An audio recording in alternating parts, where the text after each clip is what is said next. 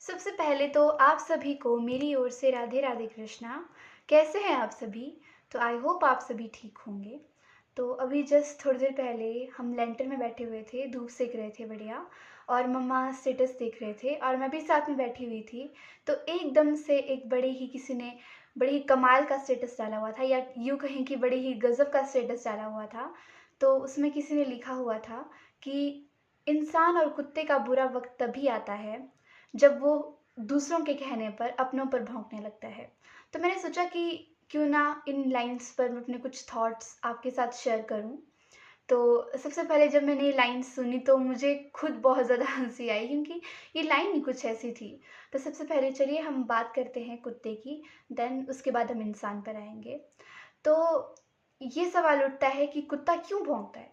तो कुत्ता इसलिए भौंकता है क्योंकि वो जिस घर में वो पल रहा होता है ना, उस घर के लोगों को वो खतरे से सचेत करता है कि हाँ, खतरा आने वाला है या कुछ भी। और जो उस घर के जो भी मालिक होते हैं या जो भी उस कुत्ते को पाल रहे होते हैं ना, वो कभी भी कुत्ते को इस चीज़ के लिए कभी भी उसे बहकाते नहीं हैं कि तू भौंक या अब भौंक या अब चुप हो जा। वो अपनी मर्ज़ी से जब उसका मन करता है तब वो भौंकता है, और जब उसका मन करता है तब वो चुप रहता है। तो इसीलिए ये कहना गलत है। और दूसरी अगर हम बात करें इंसान की, तो सबसे पहले तो यही बात है कि जो इंसान है वो कभी भी भौंकता नहीं है, वो बोलता है। और रही बात इंसान को बहकाने की, तो इंसान कभी भी दूसरों के बहकावे पर आकर कुछ नहीं कहता। वो जो भी कहता है ना, अपने आप सोच-कर, समझ-कर कहता है। क्योंकि भगवान ने ऐसा कोई भी इंसान इस सृष्टि पर नहीं है, जिसको भगवान ने सोचने-समझने की बुद्धि नहीं दी होती है। और जो हमारे ऋषि-मुनि हैं, वो तो ये भी कह कर गए हैं कि इस संसार में इंसान ही एक ऐसा जीव है, जिसके पास सभी पशु-पक्षियों से ज़्यादा सोचने-समझने की बुद्धि होती है।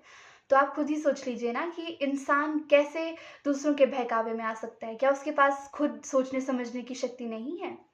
और अगर हम बात करें वक़्त की, तो बुरा वक़्त तो किसी का भी आ सकता है। फिर चाहे वो इंसान हो, चाहे जानवर हो, चाहे करोड़पति हो, चाहे रोडपति हो। बुरे वक़्त से आज मतलब बुरे वक़्त से कोई भी नहीं बच पाया है, फिर चाहे वो कोई भी क्यों ना हो। यहाँ तक कि वो खुद स्वयं ईश्वर ही क्यों ना हो। जब भगवान ने इस दुनिया में जब उन्होंने अवतार लिया था ना, तो उन्हें भी यहाँ पर आकर कई सारी मुश्किलों का सामना करना पड़ा था। उन्हें भी कई सारे दुःख-दर्द उठाने पड़े थे, कई सारी पीड़ा उठानी पड़ी थी।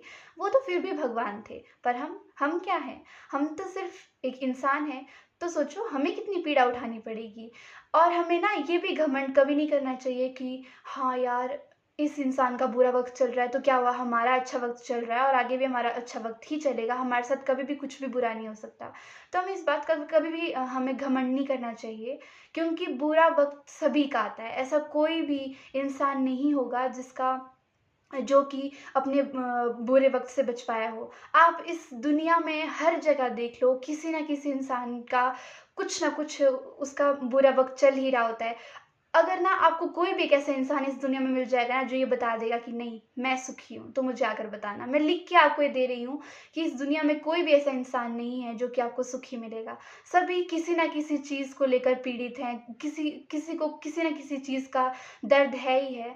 तो इसलिए हमें इस बात का भी घमंड नहीं करना चाहिए कि हमारा अच्छा वक़्त है, क्योंकि जो घमंड करता है ना, भगवान उसका घमंड भी कभी न कभी तोड़ देता है। और बुद्धिजीवियों का ये भी मानना है कि जिस इंसान की जितनी सोच होती है ना, वो उतना ही सकता है और उतने ही वो सोच कर काम भी कर सकता है।